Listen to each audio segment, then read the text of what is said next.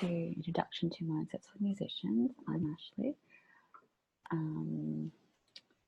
So I'll introduce myself first. I graduated from JNC last year after 5.5 years of some combination of full-time, part-time, and 1 or 2 trimesters of no study at all.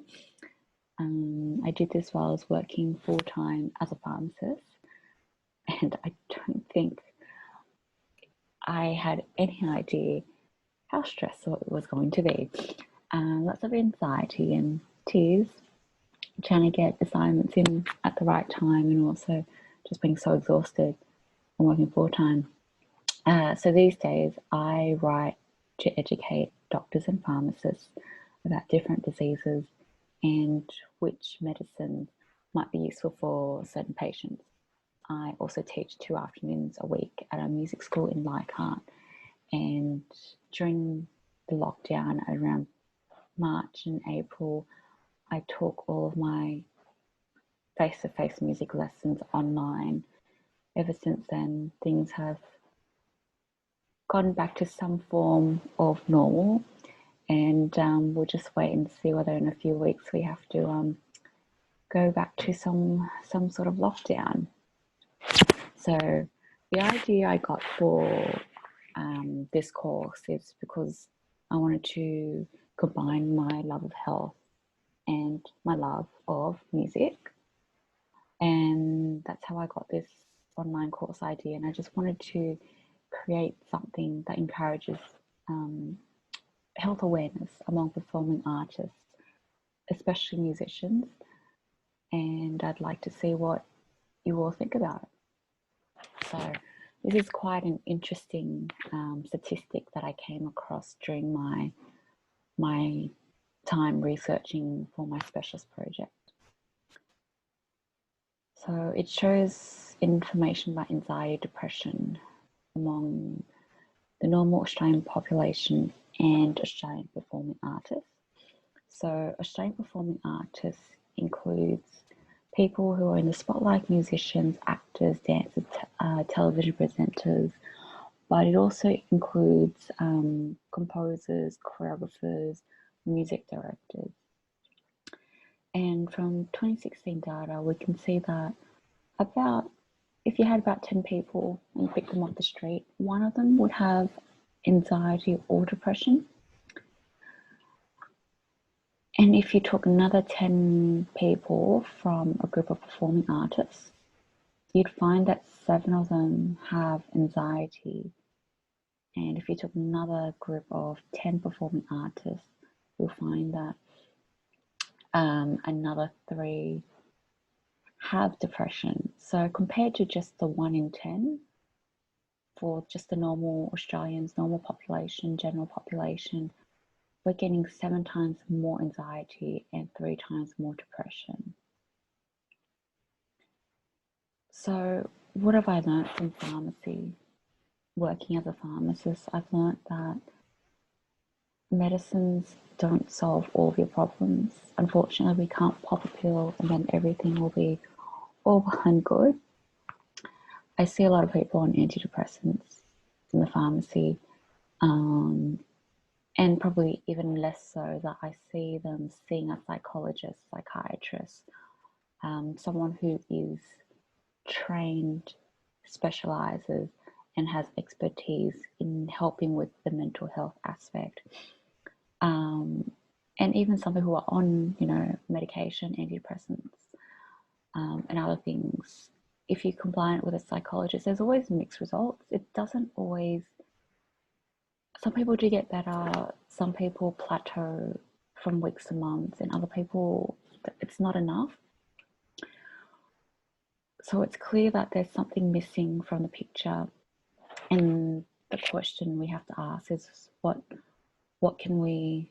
out there that we can also use and leverage to make the most of it. So I've come to the conclusion that there's a lot of self-development literature out there, so things about success, motivation, goal setting, and they all have things that they can bring to the table.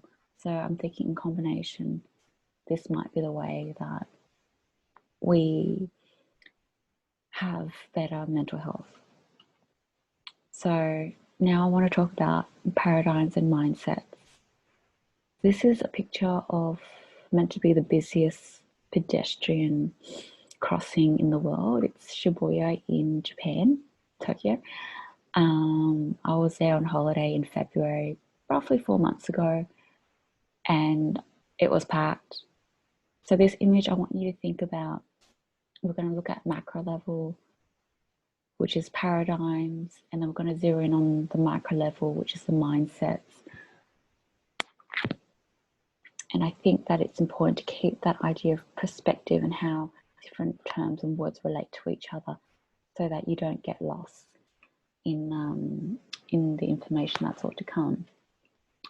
So micro is all about the individual, you, me, each of us, and you want to think of paradigms as broader society, and mindsets are just about the one person. So let's have a look at macro to micro. We've got paradigms.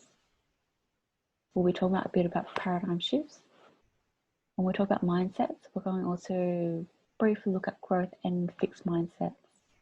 And I'm going to show you how it applies to music teaching because a lot of parents do want some sort of music education for their kids. So I think it's good to understand that, but don't think that it just limits to music teaching or in the examples to follow maths. Think about how this might relate to your own learning as well, whether it's at university or lifelong learning, so ongoing learning after you leave uni.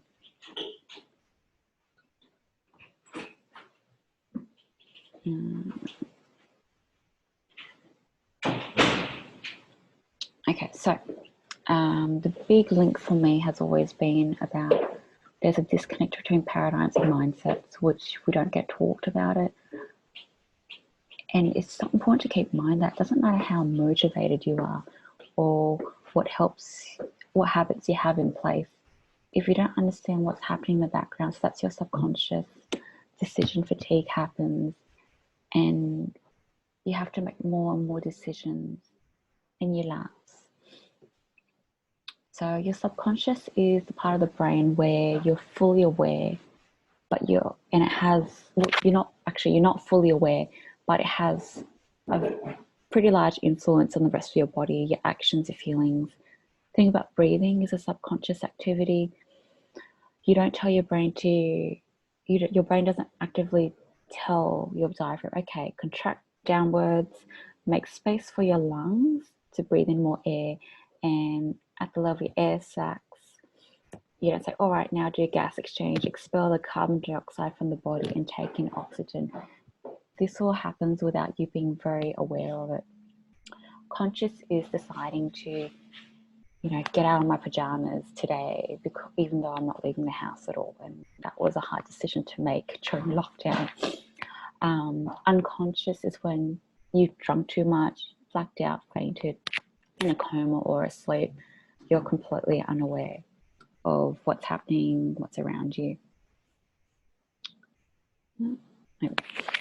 Okay, so let's have a look at paradigm. So paradigm comes from the Greek word paradigma, and it's all about any values, any thinking that we as a society hold, or it could even be our social groups, the standards that we keep to. So maybe you belong to a church group and people in your church behave a particular way in certain situations, or have certain beliefs and thoughts.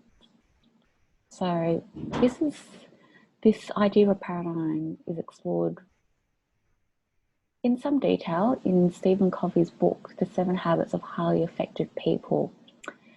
And it shows you what happens when your map of the world is wrong. So think about having a map of Canberra and accidentally labeling it as Melbourne. And if you try to use that map to get around Melbourne, what sort of things do you think are going to happen? You probably feel frustrated because this map of Melbourne is not really helping you to get where you want to be. So some behaviors like, if I try hard and more diligent, double my speed, you're just going to get to the wrong place faster. But if you're, more positive, oh, still in the wrong place, but you might not even care. Now, think about if you had the right map of Melbourne, you were diligent, it's important to get to your destination. Attitude does make a difference when you get into annoying obstacles. So that's an idea for you. Have a look. Let's maybe briefly look at money paradigms. So money paradigms are your beliefs about money. You've probably got lots of beliefs about money. Some of mine are because I had a Catholic upbringing. So things like money is the root of all evil, which is not the true saying. It's something to the effect that money is a cause of many different evils. It's not the sole root. So because I had that belief, I thought that making money made me, corrupt and evil, terrible and horrible person. But once you started working full-time out in the world, you sort of change. You're like, oh, this is not really a true representation of the world. So maybe you've got some money paradigms that you can think about and question and perhaps consider modifying or changing. Now, paradigm shifts. Paradigm shifts happen when there's enough people who say the old way of thinking is wrong, isn't good enough. Let's go with a new way of thinking. And so when you move from the old to the new, that's called a paradigm shift. So a really good example of a paradigm shift is, let's have a look at music history. So we had, after World War II, there were records for adults and kids, but nothing for the teenager adolescent market. So these teenagers, they were looking for music that they could relate to. And that's something that we can all understand as a teenager, as a way we try and find ways to express ourselves. We look to music, we look to maybe certain hobbies, possessions of some sort, just so that you feel you're part of something, that you belong to a group of people. So post-World War II, teenagers had more money and they were spending it on black records. So it kind of makes no surprise that, about the 40s, 50s, and then about the 50s, 60s, you've got the civil rights movement happening and gaining a lot of momentum, because you can't listen to another group's music and not feel connected and not feel that, oh, the way that things, this whole segregation but equal nonsense makes sense. Okay. And number two is that marginal Americans were able to express themselves with this black music. Probably the politically incorrect term, but like African American music. So some sort of examples was moving into, we had more like the rise of rock, or like early rock. So Fats Domino, Chuck Berry, Bill Haley, Sam Phillips, Elvis, Jerry Lee Lewis, Johnny Cash. So I think the key point to take away from this is that any limiting belief that you have once served you well, but they no longer do.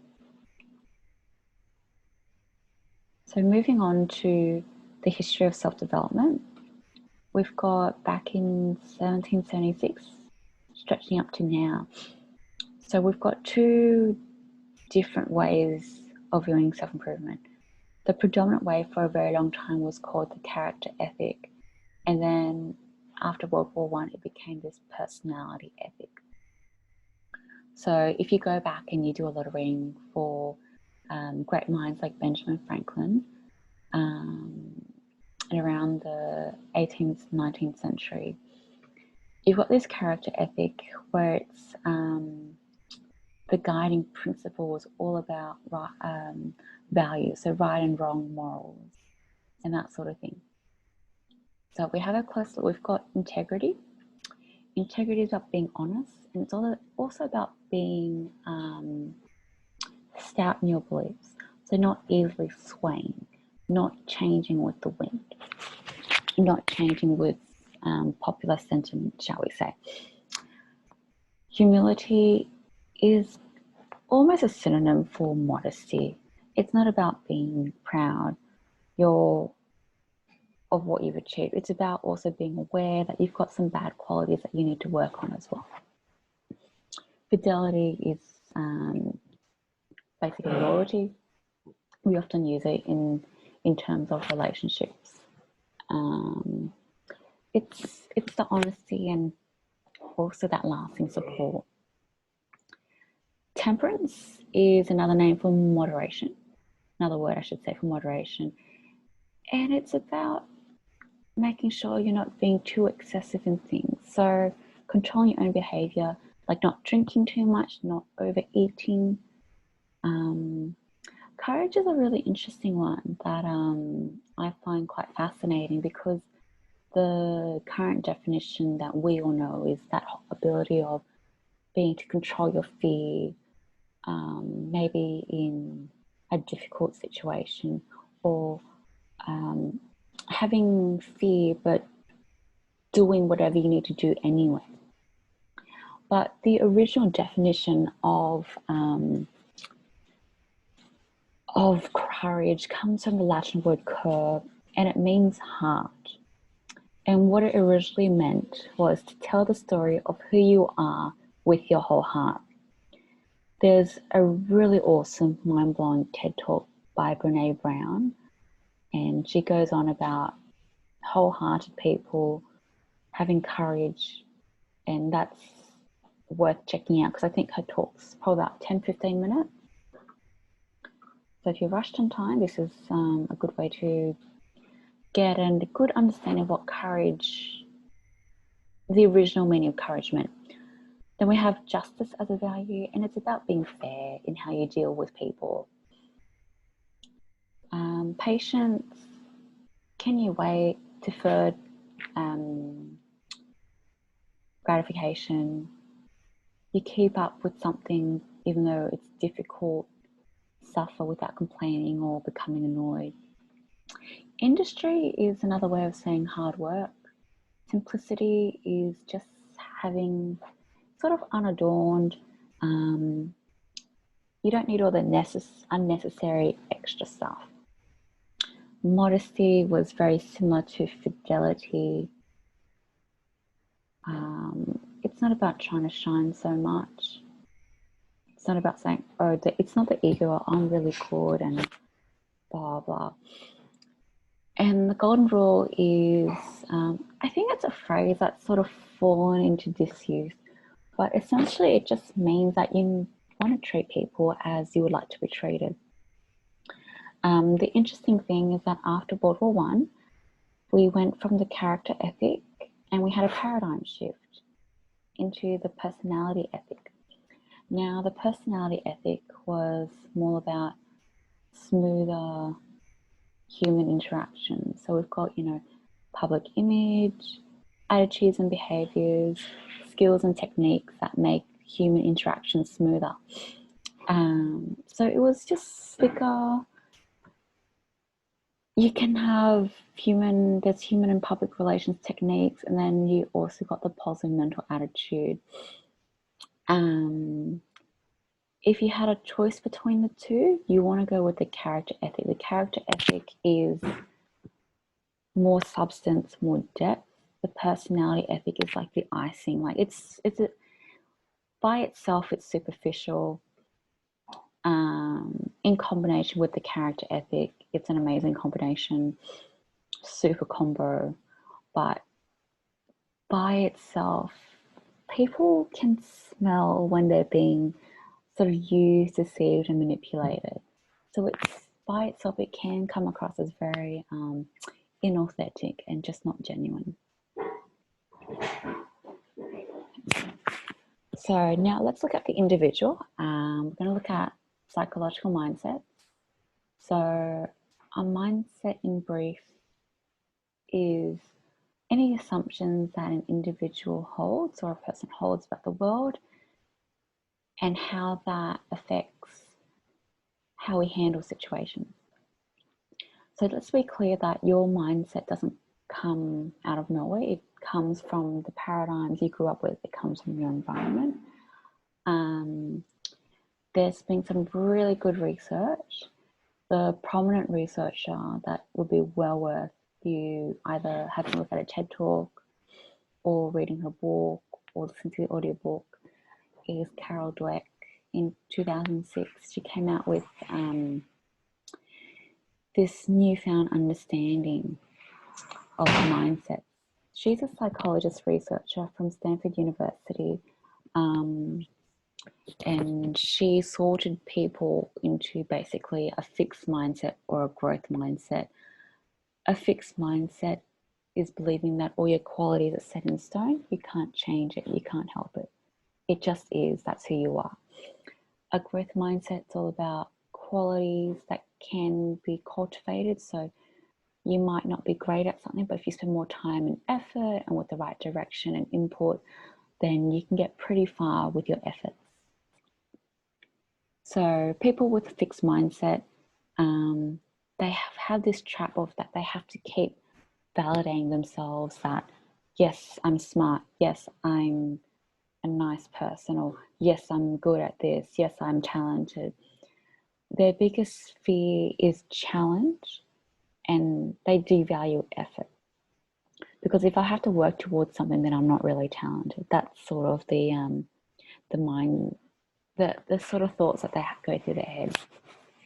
People with a growth mindset, on the other hand, keep challenging themselves. They're stretching themselves to be better, and they keep going even when things aren't going well. Like, they stick to it. There's a bit of grit, and they can embrace risk and they value effort. The growth mindset is basically nothing ventured, nothing gained. And if at first you don't succeed, try again. The fixed mindset is about nothing ventured, nothing lost. If at first you don't succeed, you probably don't have the ability. So sort of quit while you still can, or quit while you're ahead.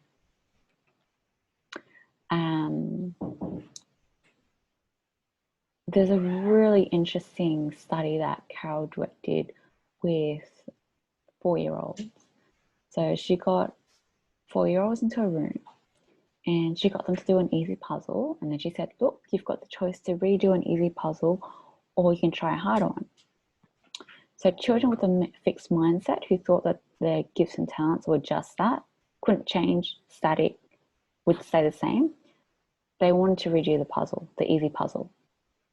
But then children with a growth mindset thought, I can be smarter. So if I keep on doing harder puzzles to challenge myself, I'm going to get better and better all the time.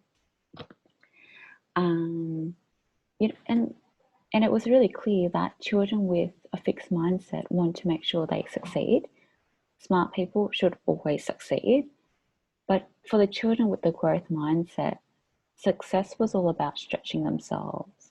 And it was about becoming smarter, becoming better. It was about improving. It was about making progress. They weren't stuck on the fact that, I'm not good at this, and I'm never going to be good. That wasn't their thought process at all. And I think it's really interesting to be clear that we don't always have a growth mindset in all areas of our life. There are a few areas in our lives where we just have a fixed mindset. So I can give a personal example of that. With technology, I'm pretty bad. If you told me to, open up my laptop and change the battery or whatever, I couldn't do it. Fortunately, I get my boyfriend to do it. And while I was teaching online, I teach piano, so I had my laptop camera, which is what I'm using now, to record this. And I had that pointed towards my piano. But I also need an overhead camera just so that my students could see what I was doing with my hands. And I honestly didn't know how to set it up. And I told my boyfriend that, and fortunately he's like, oh, well, I've got a spare old phone that you can use, and you can just somehow fix it above the piano. So I did that. I had to buy a microphone stand and a little clip that would hold the phone. And that's how I had my overhead camera. And just to be clear, that even though the research for the growth mindset is all around intelligence and personality, but you can also think about like artistic talent. And you hear that a lot, oh, I'm not musical at all. I don't have a musical bone in my body. And that musical bone that people think of can be developed from a young age. And there's new research to say that all the brain pathways that get engaged when you're playing an instrument are the same or common pathways that are used for language as well, and that's all really important for early development of kids, babies. And even things like sports skill, business skill, you can learn it all if you get the right information. You can get all that knowledge. And you can substitute personality for how dependable, cooperative, caring, or socially skilled you are. So there's a lot of misconceptions that we've all been brought up with, and which our society continues to perpetuate. And just another thing to think about is that we have this assumption that the way we see things is the way they really are and the way they should be. But you've got to think about it that that's a representation. It's not reality itself. It's not true reality. And in all aspects of your life, you want to get to a point where your view of the world is pretty closely matches up with reality. Because if there's a disconnect with your view of the world and the world itself, that's going to result in a lot of disillusionment, a lot of sadness, a lot of frustration as well. So here we have a graphic about the fixed mindset. So I'm going to read some of these statements about the fixed mindset first, and then we'll look at the growth mindset and do a sort of a quick compare. So let's have a look at the first one. Failure is the limit of my abilities. I'm either good at it or I'm not. My abilities are unchanging. I can either do it or I can't. I don't like to be challenged. My potential is predetermined. When I'm frustrated, I give up. Feedback and criticism are personal. I stick to what I know. So that's some interesting statements there. There might be one or two that you can relate with. And I think the ones that I relate with are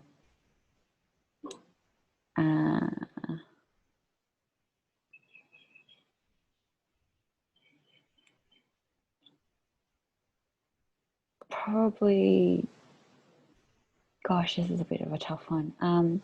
So let's just say I haven't ridden a bike in a very long time, and I got onto like a really sporty bike that I'd borrowed from a friend. So it had like the thinnest wheels, and it had those sort of drop handlebars that looked, they're sort of curved, if you know what I'm talking about. And the handlebars that I'd used during my childhood were all straight. So because it was a dropped handlebars, you had to hold your hand like this, and I was more used to holding my hands straight. I didn't like it. I got frustrated. I gave up. And I was just like, I can't do it. I don't feel comfortable. I don't feel safe. I can't break. And so that's just one example. And it happens and it's interesting that now that you're aware of this, maybe you'll be able to catch that sort of fixed mindset thinking in different parts of your life and be like, oh, hang on, this is a fixed mindset. And look at it for what it is. It's just a thought that you've got or a belief you hold, but you can change that. So let's have a look at wrong slide. So growth mindset. Failure is an opportunity to grow. I can learn to do anything I want. Challenges help me to grow. My effort and attitude determine my abilities. Feedback is constructive. I am inspired by the success of others. I like to try new things. So this is pretty interesting. It is the mindset that we hold up in glory. And I think some people misunderstand this whole growth mindset because they think that, oh, so you must think that you can be the next Mozart and Beethoven or Albert Einstein. Not necessarily so. I would say that whatever your potential is, there's a lot of room for improvement and growth. And I think that your potential is really unknowable. And if you read the mindset book, some of the examples are some of our greatest figures were told to quit really early on. Like, I can't remember the name of a photographer, but this lady photographer was taught, like, she failed a photography class early in her degree, and she was told, oh, you've got no talent, you're not good enough, you should just quit. And then ironically, she stuck with the photography, and now she's a really respected and award-winning photographer. So it's funny that people are very quick to judge. And I think the growth mindset is not about saying that you'll be the next famous person, but it's about saying that if you really want something, you should do everything you can to attain it, because your potential isn't limited to what someone else thinks or someone else judges. So on that note, we'll have a look at some other examples. So there are some things that you can say to encourage students. So the example here is maths, but you can also substitute it for music. And I'm going to substitute it for music because that's what I do a lot of teaching. So for students, you don't want to say any sort of fixed mindset statements like, oh, not everybody is good at music, just do your best. That's okay. Maybe music is not one of your strengths. Don't worry, you'll get it if you keep trying. I can't really read this very well, but if you're using the wrong strategy, then more effort doesn't work. And if you recall back to I think I gave you a map of Canberra, but had labeled it Melbourne. So if you just put more effort into trying to get somewhere, you're going to get more lost and more frustrated. And that's the idea. You need to have the right strategies, the right tactics in place to fix your problem. Great effort. You tried your best. And maybe the best changes. The more you do something, the better you get. So your so-called best changes. So you might remember when you were little, you were learning to count from 1 to 10, and then you learned to do simple addition. And then the next step would have been that you do addition with double digits. So, how do you do 10 plus 11, for example? And then eventually you do the hundreds and the thousands. And it's the same concept of how you do it on paper. But so that's just an example to sort of give you an idea. Growth mindset. So these are things that you can say to help and encourage students. When you learn how to do a new kind of problem, it grows your music brain. If you catch yourself saying, I'm not a music person, just add the word yet to the end of the sentence. That feeling of music being hard is a feeling of your brain growing. The point isn't to get it all right away. The point is to grow your understanding step by step. What can you try next? So let's come back to where your mindset comes from. Really good book by Dr. Benjamin Hardy called Willpower Doesn't Work, which was released in 2018. And he talks about the environment, it's external to you, how it influences you as an individual. I'm not sure if you kind of realized it yet, but Dr. Hardy's environment is the same as Stephen Covey's paradigms. So the key thing to remember is that nothing originates in a vacuum. Your worldview, beliefs, values, they didn't come from inside you, but they come from around you. So outside of you, whether it's your parents, your friends, your family, school, maybe sports, coaching, any sort of lessons, so swimming lessons, maybe, I don't know, math lessons, tutoring, all that sort of thing. But I think if it gives you some small comfort, the fact that you have all these influences and they kind of meld and interact inside you, your body, and that gives you that individualness and that makes you unique. Okay, so having a look at environment, you've got friends, family, food you eat, information you read, music you listen to, the whole shebang. And then you've got to come to accept that you are connected to your environment and your environment is connected to you. So what you can do is, if you can't make the changes in yourself, then what you can do is actually make changes in the environment and then indirectly make change who you are and who you're becoming.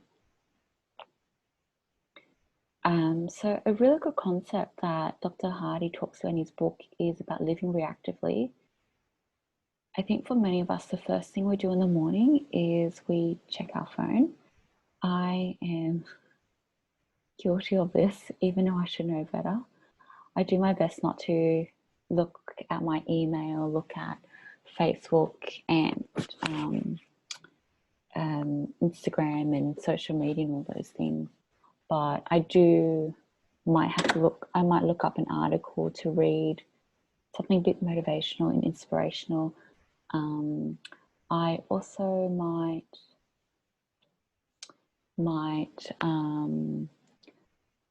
look up at online courses that I'm doing and maybe listen to them, ebooks, that sort of thing. So it means that we're internally conflicted because in your head you want one thing, but when you speak or act, you want something else. And not having committed plans or going, I want to be spontaneous and open to whatever comes along. So chaos is actually counterintuitive because we as humans actually thrive with some structure, and creativity occurs because there are constraints. So interesting things are talking about are confidence, so belief in that you can learn and succeed, and it comes from past performance. You can't fake it. It doesn't just happen. You have to make a decision and follow through and take action. And because you keep on doing that, and that's how you build more and more confidence. And you'll find that you get clearer in what you want in your thinking as your confidence builds and you get that clarity. In his book, Dr. Hardy also talks about enriched environments, and he talks about you want to have high stress and high recovery. So high stress means you're 100% focused on your work, at work, and then high recovery means that you're 100% switched off from work and you're out of work hours, There's no mixing or bleeding between the two, and that has been a really tough thing to do with the lockdown and the pandemic, because a lot of people aren't going to their workplace and they've had to bring their work back home or in the home. There's a lot of bleeding between, and it's also the same as not being able to study at uni but having to do it at home. So things you can do to really examine your beliefs and influences in a whole bunch of areas of your life for journaling. Yoga is a good way as well to recover. And then what you want to do to change is you want to start letting go of any limiting beliefs. They were good for you in the past, they got you to where you are now, but for you to move on to the next step or to move forward in future, you need to let them go and you need to adopt new ones. So elimination is about making room for new things.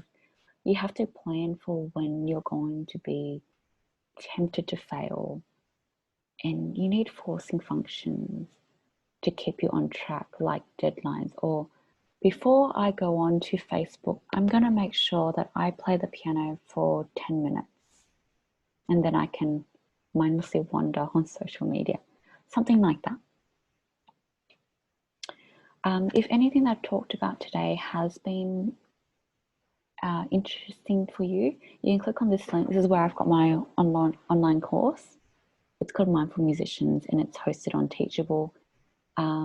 Here are some references that I found really useful as I was putting together this presentation and also doing my course. So have a look at them. They're all great resources, and I think even if you decide that's all you want to do and look at these references, I think you'll benefit a lot from them as much as I have.